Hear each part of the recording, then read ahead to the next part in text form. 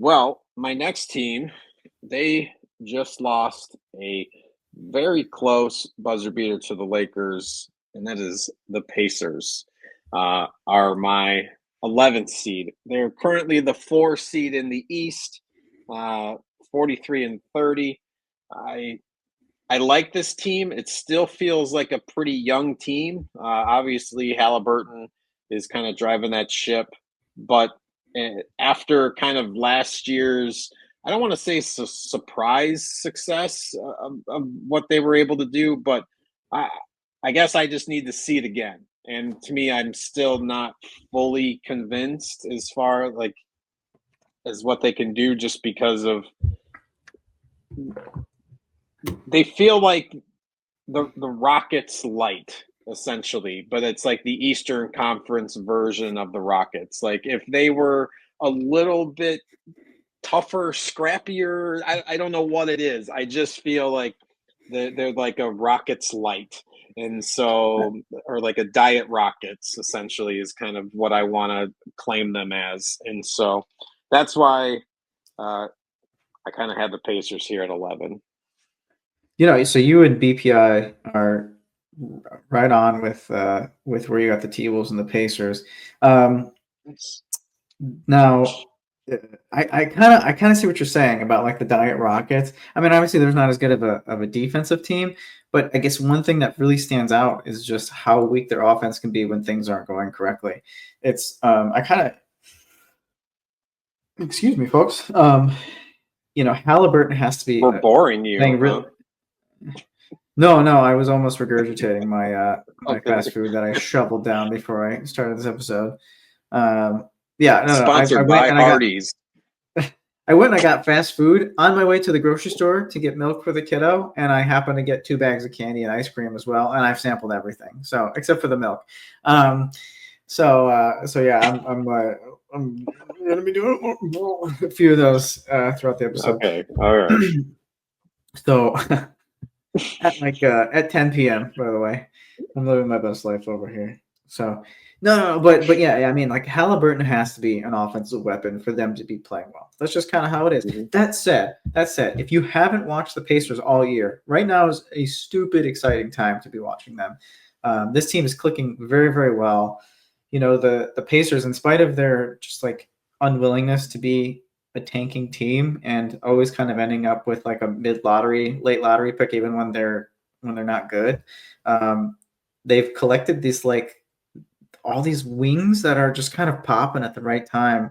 Um, and uh, sorry, and if you actually watch these games that they've been squeaking out lately, what was it like? It was like 3 games in a row where like basically if unless you were ahead by double digits with under a minute left against the Pacers, they were going to win that game somehow. They were going to pull off a win.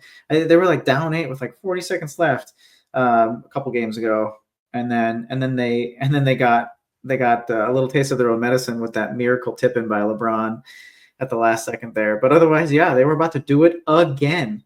Again, these guys are all fighting hard. They're getting like a lot of like 50-50 moments to go their way. I really really like them. With Well, especially with I was going to say if you haven't they just put up 162 points, so I hope that everybody's going to like them. So, tonight. they, yeah, they blew out the Wizards 162 to 109. So, Yeesh. my Yeah, yeah, yeah. goodness, I want to For check what it's that worth, I am not. box I score. am. I'm glad you're paying attention because I'm not paying attention to current games going on tonight. But yeah, the Pacers sitting at 4 in the East. I think that's gonna stay unless like the Pistons make some like wild run and the Pacers start to slip a little bit. But the 4 spot is definitely where I see them still going up against the Pistons by that projection, and against a younger team who is seeming to punch above their weight class this year in Detroit. I really like the Pacers in that series. I really, really do.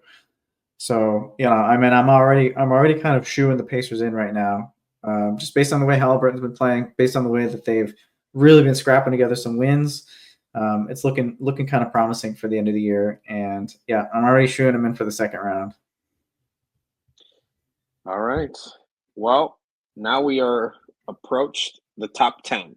Uh, and it just feels right to put this team at 10. Uh, I've got the Warriors and their new look team since they've got Jimmy. And it's funny, somebody mentioned it the other day when I was watching something on social about how Jimmy's great at the beginning whenever he shows up, but then there's always an end with Jimmy, and it's always a very ugly end. And the sad thing that we have to realize is that this Warriors team, there will be a very ugly Jimmy end to it, unless it's retirement, unless they get a ring and he retires.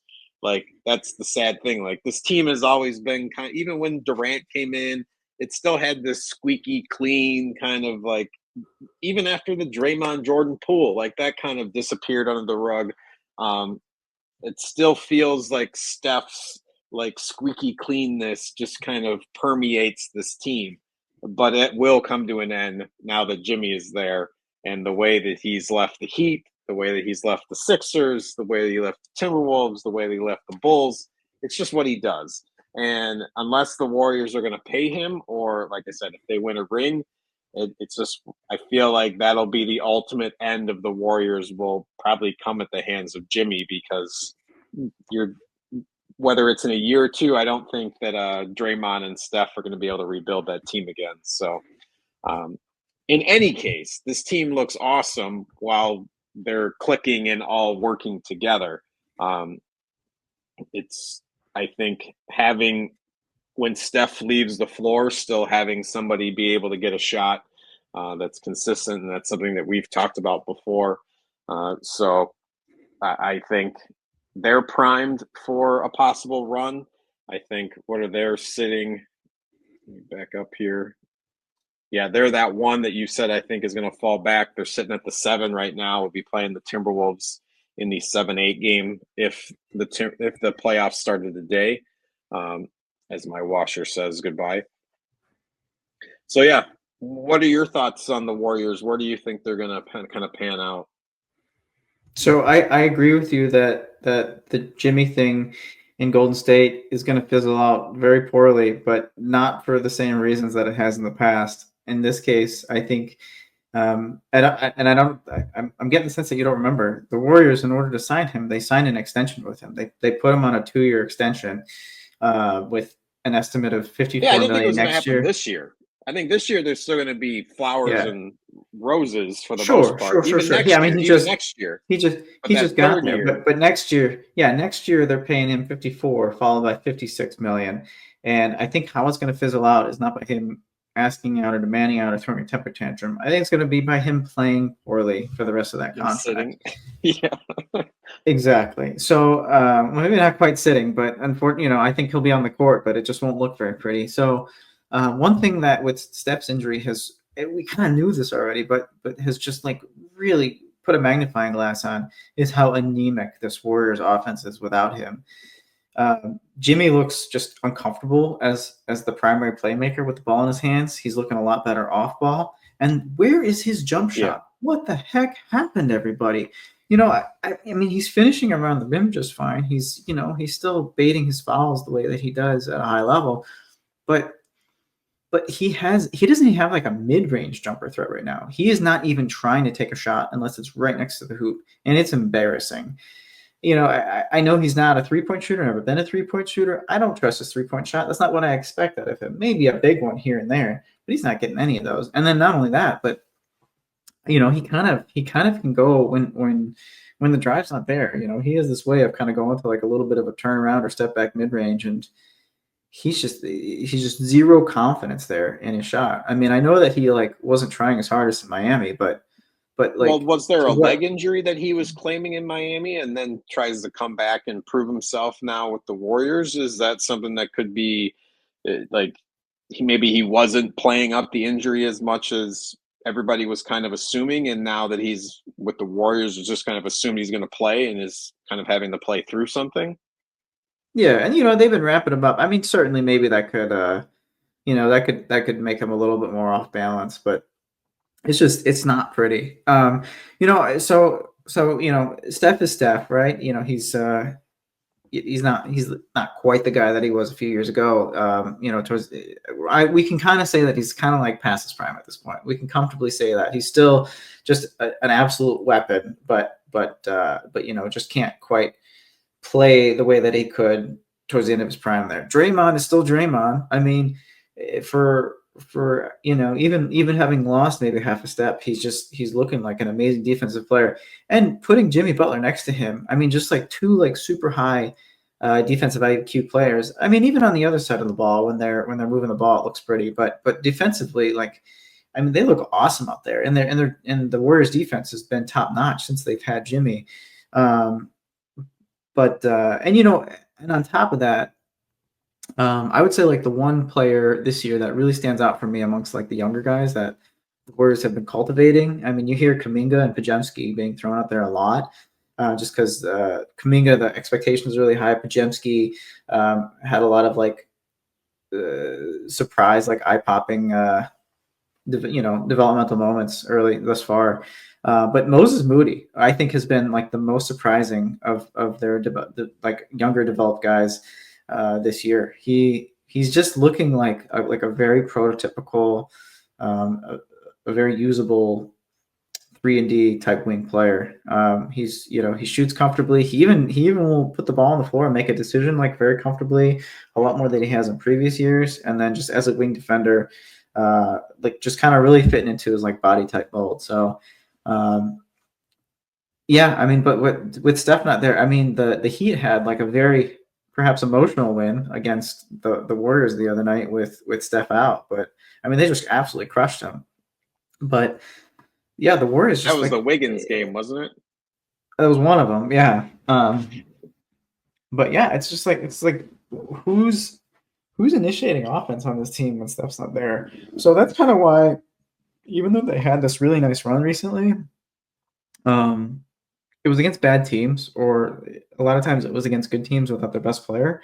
I mean, they did have some really nice wins along the way, uh, but it was. I wouldn't say that they were necessarily. It wasn't like a playoff worthy run, other than it put them much higher in the standings and really increased their chances significantly. So, um, as I said, I was given the Warriors the edge. I'm sorry, the T Wolves the edge over the Warriors to finish the season. That's kind of where I'm sticking. I could see it, I could see it flip flopping still, but yeah. And then I actually don't really like the Warriors in a win or go home type matchup, but I'm going to give them the nod. I'm going to go ahead and say that like basketball IQ and experience and championship DNA, three guys who've made it to the finals multiple times on one squad is going to somehow win out against a much bigger Clippers team as I projected.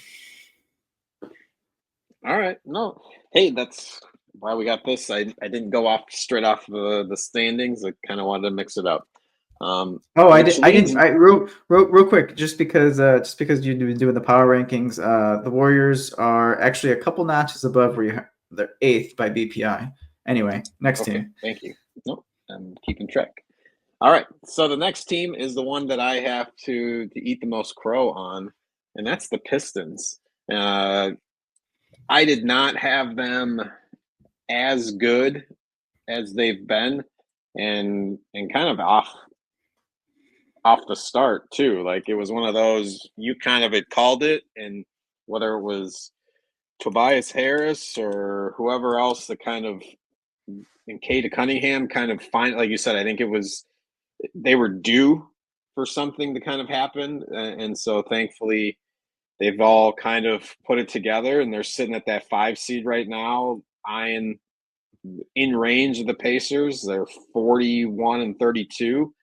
Um, Same record as the Timberwolves. So to me, they're definitely a team that is. I think I would say you'd say they're playing to their potential. I would say they're playing above their potential. So yeah, do you think I have the Pistons well rated? Or you feel like they're at a good spot at 9? I mean, I guess my big complaint is that you put them over the Pacers, who I think are a much better team right now, and are kind of like In terms of, I mean, they got there very differently, but like in terms of what they're trying to accomplish are maybe a year or two above, well, probably a couple years above ahead of the Pistons. I mean, certainly the Pistons.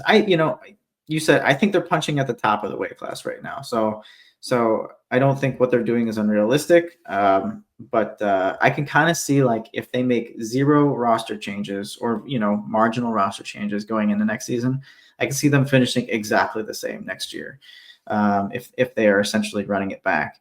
The big thing is, I mean, they're a good squad. They're fun to watch. Who's their co-star? Cade Cunningham is popping.